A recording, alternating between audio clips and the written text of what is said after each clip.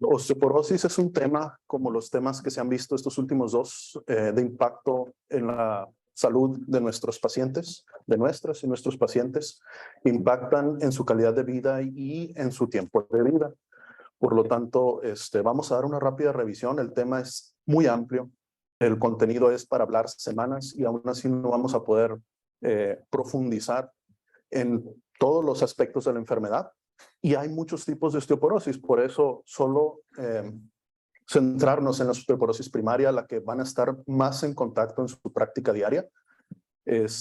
Como comentó hace momentos la presentadora, soy el endocrinólogo de la clínica del Hospital Mexicali y es una enfermedad que vemos a diario. Enfermedad no reconocida, a veces el paciente es enviado por diabetes, a veces es enviado por hipotiroidismo, y encontramos que nunca en la vida le han hecho una densitometría ósea a la paciente, que el paciente, el hombre, se cayó y presentó una fractura a lo mejor de coles, a lo mejor de cadera, y no se le dio más importancia fuera de la urgencia de colocar a lo mejor la prótesis o una placa para corregir la fractura.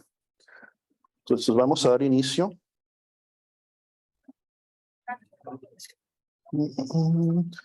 Puede ser que no cambia de diapositiva.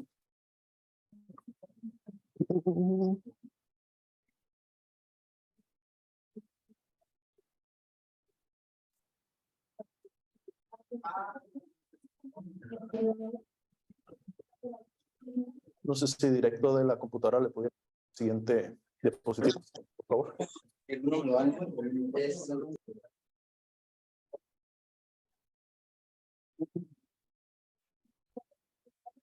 Entonces, como con cualquier tema, vamos a iniciar con la definición de la enfermedad. Osteoporosis se define como una enfermedad sistémica caracterizada por masa ósea baja o densidad mineral ósea baja y la alteración en su microestructura que condiciona un riesgo elevado. Gracias. Chico malo. Muy bien. Un riesgo elevado de fracturas ante traumatismos mínimos. Hay que saber diferenciar qué es un traumatismo mínimo de uno mayor. Obviamente todos nos vamos a fracturar en un accidente automovilístico a más de 100 kilómetros por hora, pero quizás una caída de nuestro plano de sustentación no significaría mayor daño para una persona con una densidad mineral ósea normal. Y tenemos en general osteoporosis primaria, que es aquella enfermedad que ocurre en mujeres postmenopáusicas o en varones de edad avanzada y mujeres de edad avanzada relacionados solo a factores de la edad. Y la secundaria es aquella que se presenta debido a trastornos clínicos específicos. En los 90s aparecieron las primeras guías de diagnóstico y tratamiento basadas solo en el historial del paciente en cuanto a cuántas fracturas había tenido o solo basados en el puro número de la densidad mineral ósea. Y vean cómo nos hemos tardado en clasificar, estudiar esta enfermedad hasta los 90. Afortunadamente, ya que inició todo este estudio y clasificación por parte de la OMS y diferentes otras organizaciones de salud, se han desarrollado herramientas que combinan factores de riesgo independientes para la fractura, la edad, la presencia de fracturas previas y, claro está, la densidad mineral ósea para clasificar e iniciar tratamiento de nuestros pacientes. Hay algoritmos de perfil de riesgo que permiten clasificar a los pacientes y tenemos múltiples organizaciones, no son todas, quienes nos permiten tener estos algoritmos o estas guías de tratamiento de las cuales vamos a hablar. Curiosamente, para entrar al tratamiento de osteoporosis, existe una preocupación excesiva por los médicos y por los pacientes de efectos secundarios raros de los tratamientos de primera línea, que son los bisfosfonatos. Entre los pacientes es ampliamente aceptado que el efecto de los tratamientos son mínimos si es que llega a existir algún efecto beneficioso y que los riesgos siempre van a superar a los beneficios. Es una idea totalmente errónea. También hay una percepción errónea de que la pura nutrición, el ejercicio y los suplementos naturales son efectivos y suficientes para tratar la enfermedad. No lo son.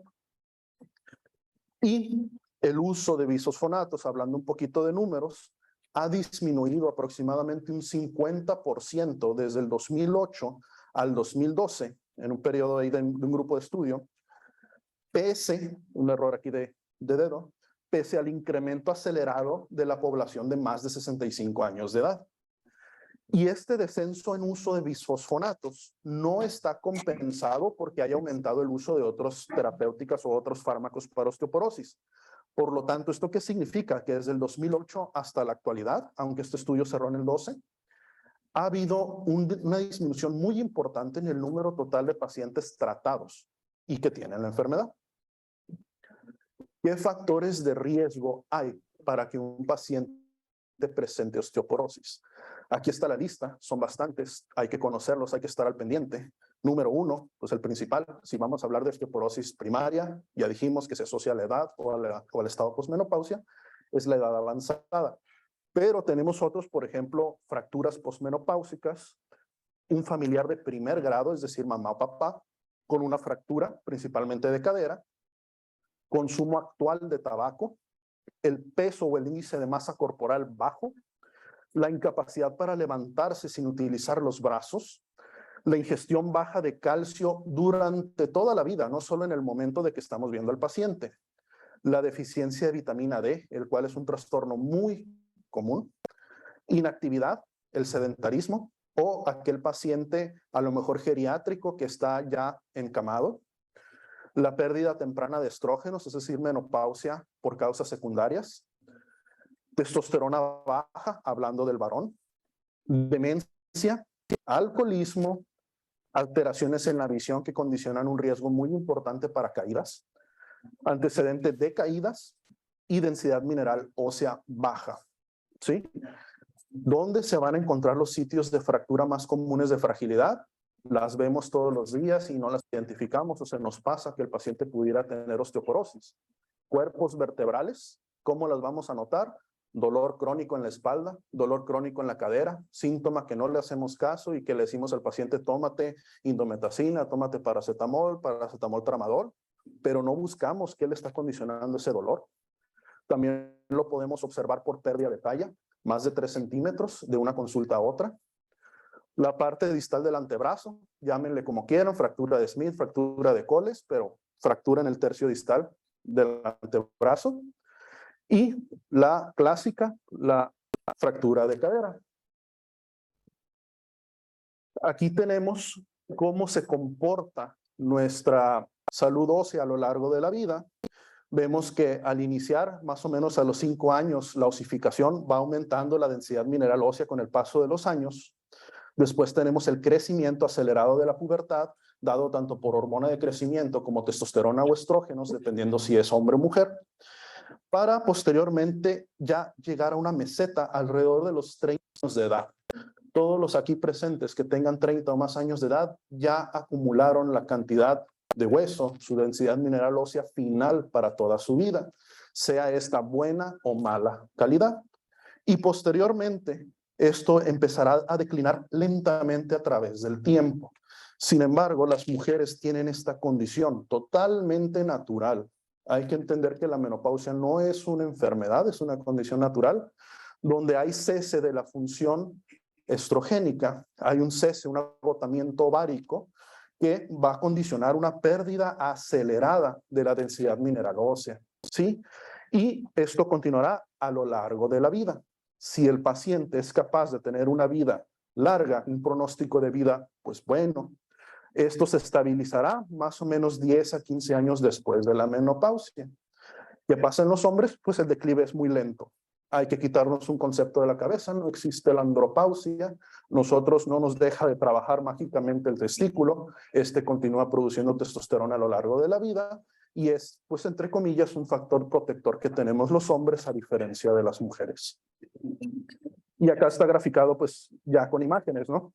Cómo se va aumentando la densidad mineral ósea y más o menos a los 30 años se llega al pico de masa ósea y este empieza a declinar hasta que llega la edad de la menopausia y se presenta una pérdida muy acelerada de hueso Incluso vean cómo lo esquematizaron también en la talla, cómo van perdiendo talla por fracturas de columna, pero unos 10 años aproximadamente, 10 a 15 años después de la menopausia, esto se estabiliza y se detiene la pérdida acelerada de hueso. Hablando de números, de epidemiología, qué tan importante o qué tan común es la osteoporosis primaria. Esto es en un estudio de Europa, donde clasifican tanto la fractura de cadera, de cuerpo vertebral y, independientemente del sitio y de la deformidad anatómica, de muñeca, donde vemos que el riesgo está en porcentaje. Para toda la vida, para las mujeres es del 23% para la fractura de cadera, 29% para fractura vertebral y 21% de muñeca. Y en los hombres es mucho menor, pero existe fractura de cadera en 11%, 14% para cuerpos vertebrales y un 5% en la muñeca. Después explicaremos por qué se da este comportamiento. Aquí están los números netos que revisaron en ese estudio. ¿Cuántas personas se hospitalizan por esa fractura? Vean que la fractura de cadera, el 100% de los y las pacientes se hospitalizan. De cuerpo vertebral, como no se identifican, no se estudian, solo se les maneja el dolor crónico, cerca del 2 al 10% son los que se hospitalizan. Y de muñeca, el 5%. Y acá abajo tenemos la supervivencia relativa del evento, donde podemos ver que cerca del 20% de los pacientes que tienen fractura tanto de cadera como de columna van a fallecer y el 100% de los pacientes con fractura de muñeca sobreviven. En Estados Unidos, en la epidemiología de allá, ellos reportan 10 millones de personas mayores de 50 años de edad que tienen osteoporosis. Esto significa para ellos 1.5 millones de fracturas por fragilidad y 34 millones de estadounidenses en riesgo de desarrollar osteoporosis. En Reino Unido se dice que 1 de cada 2 mujeres de 50 o más años tendrá en el futuro una fractura relacionada a números muy elevados. Y en hombres, 1 de cada 5 tendrá una fractura de fragilidad. Tenemos incidencia bimodal, esto lo conocemos desde la escuela. Sí, los hombres y mujeres jóvenes por traumatismos, por juegos, por deporte, tendrán una incidencia más alta de fractura, pero esta se da en huesos largos y es por traumatismos usualmente de alto impacto y es mucho más común en el varón. Y en los ancianos tenemos fracturas, pero de fragilidad, y esto nos da el segundo pico en la vida de la incidencia de fracturas. Ahora sí, separando los sitios de fractura, empezando por la fractura de cadera. La incidencia ha ido aumentando exponencialmente debido pues a que la población cada vez va girando nuestra pirámide poblacional y tenemos más adultos mayores de 60 y de 65 años. El 98% de las fracturas de cadera van a ocurrir en personas de 35 años o más y el 80% de ese 98 van a ser mujeres. En 1990 se reportaba que hubo 1.190.000 fracturas de cadera en mujeres y 463.000 en hombres. El factor de riesgo más importante, las caídas. La causa más importante, la caída de su propia altura. Ni siquiera de un techo, ni siquiera de una altura de 1 metro. Y aumentan, curiosamente, en invierno. ¿Por qué? Porque en invierno, por el frío, los reflejos se vuelven más lentos, hay menos luz diurna, hay más horas de oscuridad, y esto se asocia con una peor respuesta ante los tropiezos y mayor incidencia de fracturas y de caídas. Y aquí tenemos por grupo etario, pueden ver cómo se presentan 2 picos. Claro, el más pronunciado es después de los 60, 70 años, posmenopáusicas, y en los hombres tenemos al revés, este es en los hombres y mujeres. En los hombres tenemos los 2 picos y en las mujeres la tendencia es que haya un pequeño pico en edades jóvenes, pero vean cómo se incrementa sustancialmente a diferencia del hombre por la menopausia. ¿Cuál es la mortalidad de la fractura de cadera? La mortalidad es mucho mayor en hombres que en mujeres. En Estados Unidos aproximadamente se reportan 300,000 muertes directamente causadas por una fractura de cadera. El 8% de los hombres y el 3% de las mujeres más de 50 años hospitalizados por la fractura van a morir. Y la supervivencia a 12 meses no se recupera. De hecho, en los hombres la supervivencia es del 63.3% y en las mujeres del 74.9%, casi 75%. Curiosamente, la mortalidad va a permanecer elevada después de ese año de la fractura hasta 10 años después de que se fracturaron, independientemente se haya corregido o no con tratamiento quirúrgico la fractura. Y aproximadamente el 50% de todos estos pacientes que se fracturan van a perder su independencia después del evento, por síndrome de caídas, miedo a volverse a levantar, miedo a andar, pero van a perder la independencia. En cuanto a la fractura de vértebra, la prevalencia entre los 50 y 79 años es 12% en los hombres, 12.2% en las mujeres, aunque se cree que pudiera ser mayor porque no son activamente buscadas. La incidencia, 5.7 hombres por cada 1,000 habitantes y 10.7 mujeres por cada 1,000 habitantes al año. ¿Cuáles son las causas? La primera, asintomáticas, es decir, completamente de fragilidad. El paciente se sienta, el paciente se levanta de la silla, cae de sentón, quizás en la cama o en el suelo, se levanta y camina, pero no se da cuenta que el cuerpo vertebral sufrió una fractura con presión. Y número 2, el cargar objetos pesados. Recuerden que la columna, por algo se llama columna, carga el peso total del cuerpo y someterlo a cargas excesivas para la densidad mineral ósea del hueso va a causar fracturas con presión. Todos estos datos de la fractura vertebral son de este estudio del EVOS, un estudio muy grande que se hizo de osteoporosis.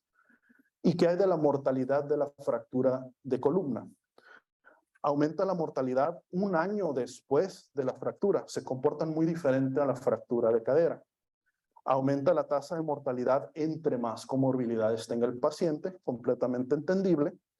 Y la supervivencia los primeros 12 meses es alta, aunque después de esos 12 meses vean cómo cae. Hasta casi el 50% de los pacientes, casi el 60% va a sobrevivir, pero tenemos un 40-44% que va a fallecer por complicaciones de la fractura.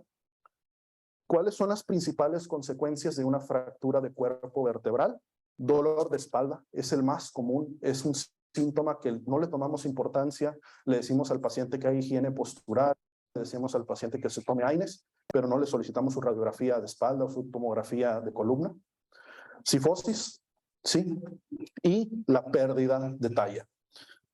De hecho, estando aquí, mi compañera geriatra, la edad no es una condición para que el paciente se vaya encorvando y que vaya perdiendo talla de forma acelerada. De hecho, es la fractura de cuerpos vertebrales lo que van haciendo que con los años veamos a pacientes ancianos cada vez más encorvados y cada vez más pequeños en cuanto a talla. Y en cuanto a la fractura distal del antebrazo, la mayor incidencia, como lo vimos en los números previos, va a ser para las mujeres, a diferencia del hombre. Hombres se reportan 8.9 fracturas por cada 1,000 personas al año, pero en mujeres casi 40 fracturas por cada 1,000 personas por año.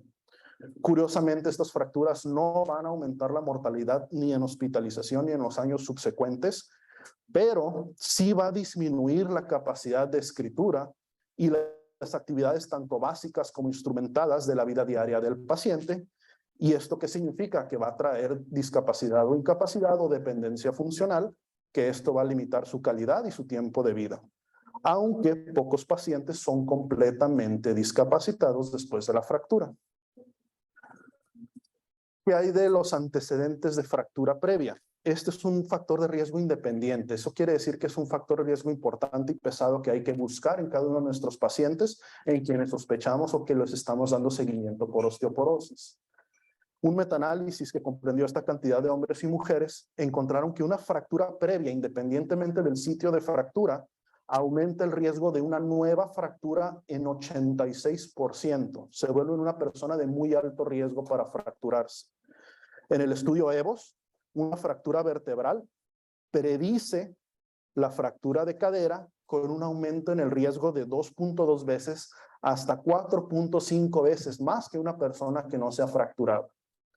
Y los pacientes con una fractura de fragilidad, otra vez, en cualquier sitio anatómico, tienen mayor riesgo de desarrollar otros tipos de fractura, no solo de fragilidad. ¿Qué hay hacia el futuro? ¿Cuáles son las tendencias actuales? Se decía que aproximadamente había, para el 2019, 901 millones de adultos mayores de 60 años. que significaba en ese momento el 12% de la población mundial. Se preveía en este estudio que para el 2050, casi todo el mundo, con excepción de África, un cuarto de la población, el 25% de la población mundial, será mayor o igual a 60 años de edad. Esto significa un aumento muy importante en el número de fracturas, y principalmente cadera, que tiene más mortalidad. 1.66 millones en el 90, hace 6.26 millones de fracturas, que esto es lo que se prevé, por eso dice o más, por el aumento exponencial en la población de más de 60 años. La tendencia es que en los países desarrollados esto llegue a una meseta o se estanque, entre comillas. ¿Por qué? Por mejores cuidados, mejor atención de salud, mejor cuidados de urgencia, mejor nutrición, o a disminuir su incidencia. Pero ¿qué pasa en los países en vías de desarrollo? Vamos a decirles, como Latinoamérica, como Asia o como África, pues el número va a aumentar y se prevé que mucho más de lo que los cálculos están prediciendo. Y hay en México, porque todos esos datos son de estudios o de Reino Unido o de Estados Unidos. Este estudio se hizo de Morales Torres, se hizo en Latinoamérica y aquí está subrayado México. Estas son las características de la población. Vean cómo en el 2004 se reportaban 4.7% de nuestra población mexicana que tenían más de 65 años. Y todos los demás datos son de la composición étnica, si pueden leer, si pueden escribir y demás, ¿no? Pero lo importante pues están los rangos de edad. Y 13% eran mayores de 50 años. Entonces, en este estudio empezaron a hacer un análisis y metaanálisis de varios estudios, aquí están todas las referencias, que encontraron. En los dos estudios más grandes, se encontró que la incidencia de fracturas vertebrales era de 47% en pacientes con osteopenia y con osteoporosis del 17.6%. En fractura de cadera o de fémur proximal, 57.2% con osteopenia y 13% con osteoporosis. Y este otro estudio, números muy similares. Acá tenemos fractura de cadera, incidencia total después del análisis que hicieron, hombre y mujer. Primer estudio, 148 la incidencia de fracturas totales de cadera, 188 fueron en mujeres, 103 reportadas en hombre, y en el otro estudio números bastante diferentes, por lo que se toma el primero como el más válido. Mortalidad. En México se reporta que dentro del hospital, por causa directa que es fractura, el 6.8% de los pacientes van a fallecer, y al año no tenemos información, desafortunadamente. Estas tablas de este otro estudio hecho por Patricia Clark nos reporta que la mayor incidencia de fracturas es de muñeca. ¿En quiénes? Curiosamente en los hombres, porque ahorita vamos a revisar por qué se fracturan o por qué la tendencia es a fracturarse menos la muñeca, seguida de la de cadera y después la de ingle. Y todos estos números, todas estas gráficas son en México. Y en cuanto a la edad, no sé si se alcanza a ver muy bien esta rayita gris. Tenemos en el grupo blanco las mujeres, en el grupo gris en los hombres. Vean cómo la tendencia es similar a la reportada mundialmente, donde después del inicio de la menopausia inicia el aumento en la tasa de fracturas y en los hombres más o menos 10 años después empieza a elevarse la tendencia de fracturas. Y acá abajo tenemos el porcentaje de fracturas por edad y vean que la gran mayoría, casi llegando al 40%, son en mayores de 80 años, en el grupo rojito, que son las mujeres. Y en este otro estudio, en el estudio LAVOS, estudio latinoamericano de osteoporosis vertebral, está reportado cuáles son las densidades minerales óseas de la población mexicana. Vean cómo es mucho más frecuente encontrar pacientes sanos, que es la porción del pastel, de la tabla de pastel en azul, una proporción muy similar en osteopenia y solo un pequeño grupo en osteoporosis. ¿Qué hay acá? Para la densidad mineral ósea de cadera, muchos pacientes sanos, casi la mitad, más de la mitad, una proporción cerca del 40% en osteopenia y una pequeña proporción en osteoporosis. ¿Sí? Esto para las mujeres, y abajo en los hombres, pues es más la cantidad de hombres con densidad mineral ósea normal, tanto para la columna como para la cadera. Esto implica costos. sea atendido en institución o sea atendido de manera privada. Esto fue un cálculo que hizo Patricia en su estudio, Patricia Clark, y en el IMSS calculó que el costo total es de $3,921, ya incluyendo todo, con horarios médicos, honorarios del cirujano, del anestesiólogo, medicamentos, comida, etcétera. Aquí está Secretaría de Salud, $1,600 por un paciente, por cada paciente. Y vean cómo se elevan exponencialmente los precios si el paciente es atendido de manera privada. Ellos no pusieron nombres, solo pusieron que hospitales que cobran más o menos bajo a moderado y los hospitales que cobran pues más caro, ¿no? Y vemos que pues se va muy elevados los precios por cada un paciente que se fractura. ¿Qué de riesgo hay en nuestros pacientes mexicanos para que desarrollen osteoporosis y fracturas de fragilidad? Número 1, la edad avanzada. Número 2, trastornos neurológicos, principalmente el evento vascular cerebral, no las crisis convulsivas, no patología congénita cerebral, adquirida, se hace hemorrágico, se hace isquémico. Después tenemos las fracturas previas. Fármacos psicoterapéuticos, estén bien o mal indicados, aumentan el riesgo de caídas y de fracturas. El consumo de alcohol, enfermedad cardiovascular que limite la capacidad del paciente, su capacidad física, la escasa ingesta de leche. ¿A cuántos pacientes no les dicen no tomen leche porque les saldrán piedras en los riñones? Concepto totalmente equivocado. El índice de masa corporal bajo, la desnutrición en el paciente anciano, poca actividad física totalmente ligado tanto al índice de masa corporal como enfermedad cardiovascular o trastornos neurológicos, mayor número de embarazos sin lactancia porque esto va a disminuir la densidad mineral ósea de la mujer. El vivir solo se asocia con más caídas, con más fracturas y mayor mortalidad. Y la limitación para las actividades de la vida diaria, sea básicas, sea instrumentadas, son factores de riesgo importantes que tienen nuestros pacientes mexicanos que ayudan a que desarrollen osteoporosis y fracturas de fragilidad. Y vean cómo a lo largo del tiempo en México han ido aumentando pues, la incidencia de fracturas tanto en hombre y mujer. En amarillo el total, en rojo mujer, en azul hombre, y vean cómo va la curvita hacia arriba, no se ha detenido. ¿Qué hay de las causas, los porqués, la fisiopatología de esta osteoporosis? Posterior a la menopausia, las mujeres van a experimentar un declive muy rápido de densidad mineral ósea, ya lo comentamos, ya lo vimos en las gráficas. 5 a 10 años después de que cesan los sangrados menstruales, la mujer va a perder del 20 al 30% del hueso trabecular y cerca del 10 al 15% de su hueso cortical. Es una cantidad espeluznantemente alta. Y los hombres no tenemos andropausia, nuestros testículos no dejan de funcionar como el ovario de la mujer. Por lo tanto, nosotros vamos a tener una pérdida lenta y progresiva de hueso. Por eso nuestras fracturas se empiezan a experimentar hasta 10 años después, comparándolo con la edad de inicio de la mujer. Aquí tenemos en las gráficas, mujer-hombre, el inicio de la menopausia, y vean cómo van aumentando la incidencia, cómo va disminuyendo, perdón, la densidad mineral ósea con el paso de los años, y en los hombres tiende a ser una línea recta y no tan pronunciado como el de la mujer. Acá por otro lado tenemos en mujeres premenopáusicas y posmenopáusicas cómo se comporta la densidad mineral ósea. Vean, durante la edad joven o durante la juventud, pues es alta, es buena. Esto es en gramos por centímetro cuadrado que nos reporta la densitometría ósea.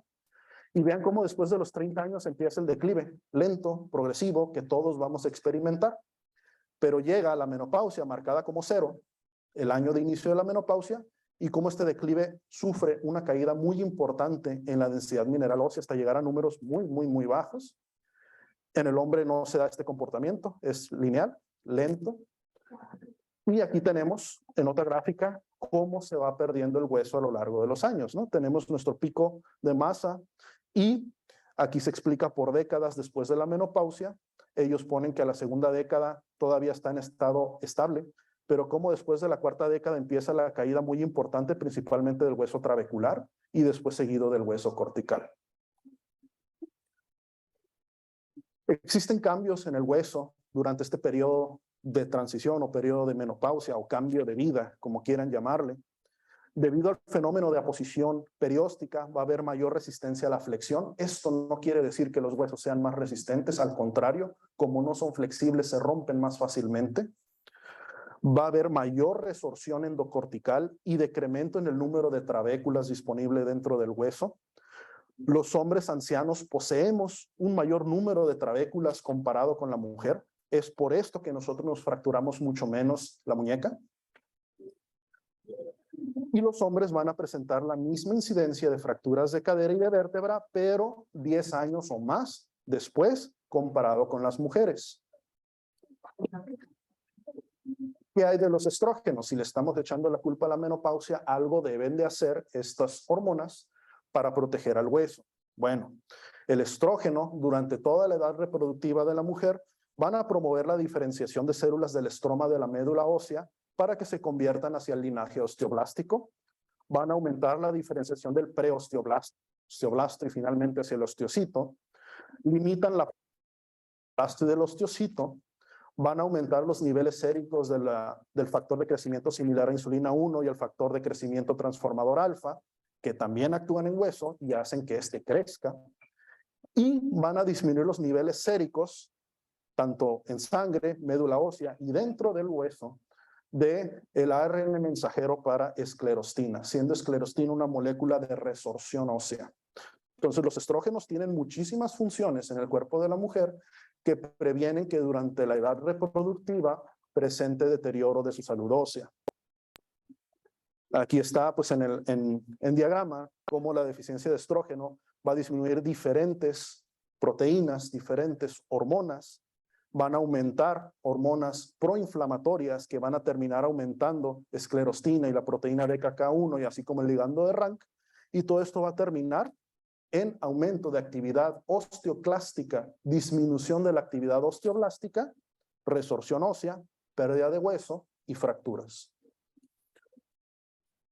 También tiene otras funciones sobre otras moléculas, por ejemplo, va a suprimir citoquinas proinflamatorias como interleucina 1, 6, el factor de necrosis tumoral alfa, el factor estimulante de colonia de macrófagos y múltiples prostaglandinas proinflamatorias. Va a disminuir los niveles de Rank ligando y va a aumentar los niveles de osteoprotegerina.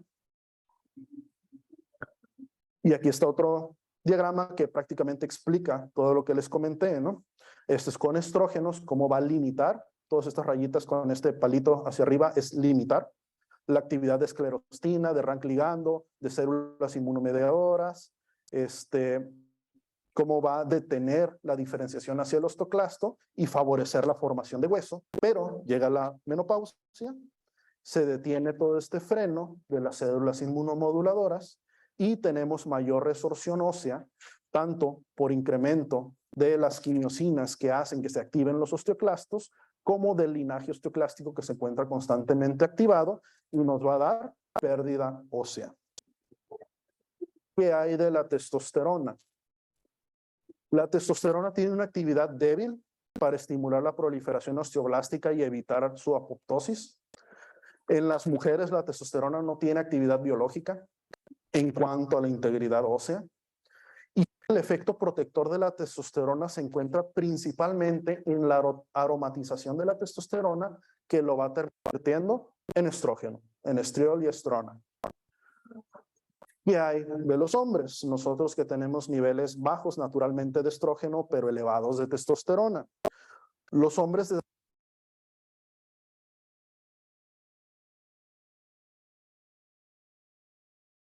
aumentar la globulina fijadora de esteroides sexuales, y esta proteína va a hacer que disminuya la cantidad disponible de testosterona total y testosterona libre, las cuales ambas son funcionales, biológicamente activas. Va a haber disminución de estrógenos y testosterona biodisponibles más o menos en un 47 hasta en un 64%, y los estrógenos, principalmente estradiol, disponibles se van a correlacionar mejor con la arquitectura ósea que con la cantidad de testosterona que tenga el hombre. Sin embargo, no vamos a tratar a los hombres con estrógenos porque los vamos a convertir en mujeres.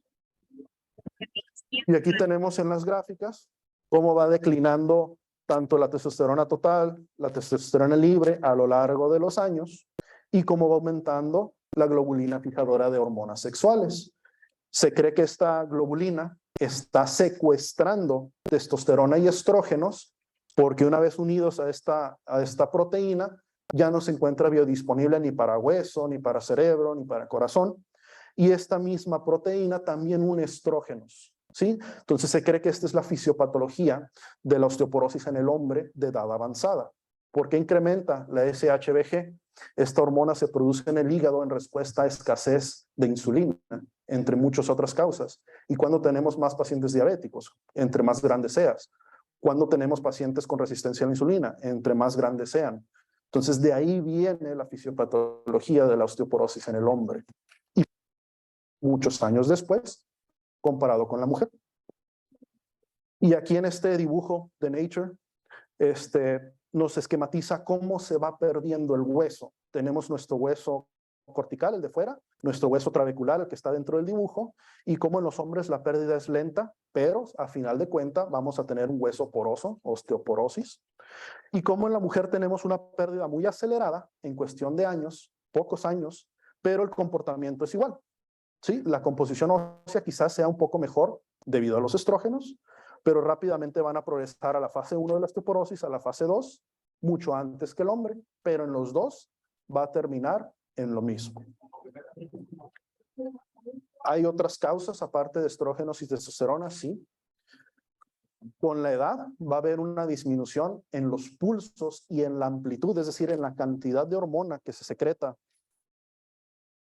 En la cantidad de hormona que se secreta por pulso, de hormona de crecimiento humana, va a haber un aumento en la síntesis de proteína de unión inhibidora del IGF-1, menor formación de vitamina D por el envejecimiento de la piel, menor conversión de vitamina D, de 25-hidroxivitamina D a 1,25, que es la forma activa, y el envejecimiento, la senescencia propia del microambiente óseo, que lo va a hacer todavía más a la respuesta de estas hormonas. Para el diagnóstico, tenemos la densitometría ósea, proporciona una proyección bidimensional de una estructura bidimensional, y esto es lo que significa el T-score y el Z-score. El útil para el diagnóstico es el T-score. ¿Para qué nos sirve? Para establecer diagnóstico de osteoporosis, el riesgo de fractura, monitorizar los cambios a lo largo del tiempo y establecer la composición corporal. Nosotros la vamos a usar para estos tres de arriba. Aquí tenemos los criterios diagnósticos de osteoporosis que todos debemos de conocer. Estos son los criterios diagnósticos de la sociedad, el Colegio Americano de Endocrinología.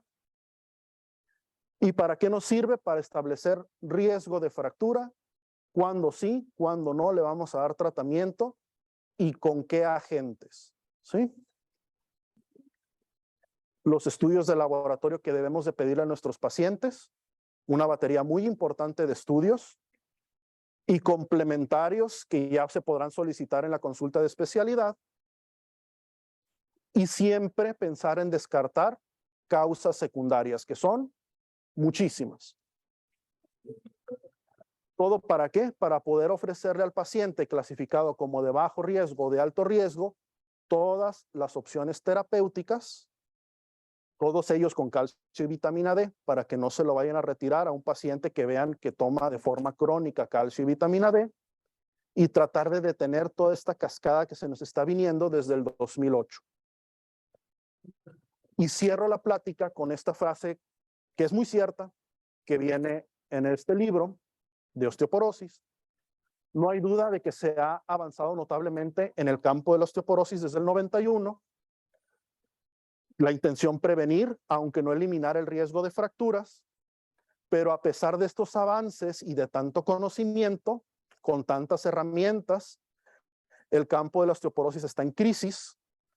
¿Por qué? Porque nuestros colegas de atención primaria, y aquí habría que agregarle también los de secundaria, no están aplicando las estrategias necesarias ni las recomendaciones en guías de práctica clínica, y los pacientes no conocen esas estrategias o no las creen. ¿Sí? Con este mensaje cierro la plática. Creo que no queda tiempo para comentarios, dudas o preguntas. So, sí. Siempre nos ponemos un porcentaje tan alto que tenemos de pacientes con osteopenia. Hasta el 38% tenemos pacientes con osteopenia. Muchas veces tenemos densitometrías desde hace 5 años con osteopenia y ya los encontramos con osteoporosis. Pero esta zona, como zona gris, o sea, este periodo de tiempo con osteopenia, ¿qué hacemos respecto al tratamiento inmediato farmacológico? Sí, es una pregunta muy importante, muy frecuente, porque si se dieron cuenta, las guías de tratamiento refieren solo tratar al de alto riesgo o al que tiene el diagnóstico como tal de osteoporosis. ¿Qué hacemos? Tenemos muchas herramientas para estratificar el riesgo de fractura. La más importante y la más usada es el FRAX, porque esta nos permite ajustar al paciente a la población. Existe el FRAX de México, así como existe el FRAX de Estados Unidos, de Reino Unido y de demás países de Asia y Europa. Y esta herramienta necesita solo cosas bien básicas: la edad del paciente, su talla, su peso, si fuma, si no fuma, si utiliza glucocorticoides, si su familiar de primer orden tuvo fracturas y cuál es su densidad mineral ósea de cadera, el T-score. Entonces, con esa pequeña calculadora nos va a dar dos resultados: el riesgo de fractura osteoporótica mayor y el riesgo de fractura de cadera. Si el paciente tiene osteopenia, pero tiene un riesgo de fractura osteoporótica mayor de más del 30% o de cadera más del 3%, ese paciente necesita tratamiento de osteoporosis, porque tiene riesgo muy elevado de fracturarse a 5 años. ¿Qué pasa el paciente que sale cualquier número que no sea riesgo alto? Calcio, vitamina D, que aumente su ingesta de leche, que aumente su exposición al sol, si es posible, si alguna otra enfermedad no lo impide.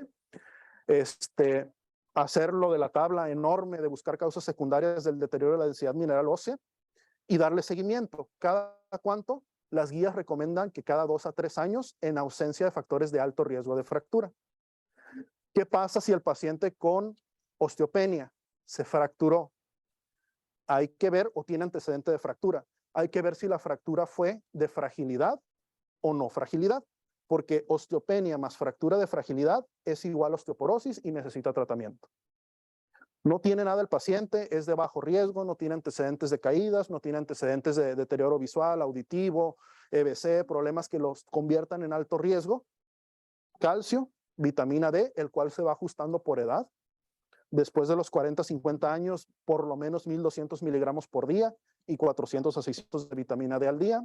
Después de los 65 años, 1.800 de calcio al día y 800 por lo menos de vitamina D. Y no soltarlo, seguirlo vigilando. Pero lo vemos en la práctica diaria. ¿Cuántos pacientes con osteopenia, con riesgo bajo de fractura o que son hombres, están bajo tratamiento con antirresortivos o con medicamentos antirresortivos potentes, parenterales, y no lo necesitan? ¿Cuál es el problema de esto? Los medicamentos no son eternos. En osteoporosis, los medicamentos tienen solo una ventana terapéutica útil muy pequeña. Los bisfosfonatos 5 años, los bisfosfonatos inyectables 3 años, el denosumab 2 años, teriparatida 1 año, y cuando se le acaben las opciones al paciente, o si puede costear los medicamentos, o el paciente por fuera en la consulta privada no es capaz de pagar 30,000 pesos por una inyección al año, ¿qué le vamos a dar? Si ya nos gastamos el medicamento antes de que tuviera riesgo alto de fracturas, no le podemos dar nada. Calcio, vitamina D y ojalá no te caigas. ¿Sí? Entonces, es un tema, como les comenté al principio, es muy amplio, es muy complejo, implica conocimientos de geriatría, implica conocimientos de neurología, conocimientos de mucha fisiología, pero también conocer las guías. Guías que hacen endocrinólogos, guías que hacen geriatras, guías que hacen ginecólogos, porque tiene muchos asegúnes dependiendo de las características clínicas de cada paciente. Pudiéramos decir, osteopenia no se trata, pero tenemos grupos que sí se van a tratar como si fuera osteoporosis. ¿Sí? ¿Alguna otra duda o pregunta? ¿Sí? Bueno. Sí, sí, sí. Por favor, para... No, Doctor, muchísimas gracias. Procedemos a lo que es la entrega de la siguiente constancia. Desde Cali otorga el presente reconocimiento al doctor Ramiro Fabián Carlos Huelga por su participación Gracias a ustedes por la invitación. en la educación médica continua 2023, con el tema de enfoque global de osteoporosis. Muchas gracias. Gracias. Muchas gracias, doctor. Todavía tengo mucha voz para...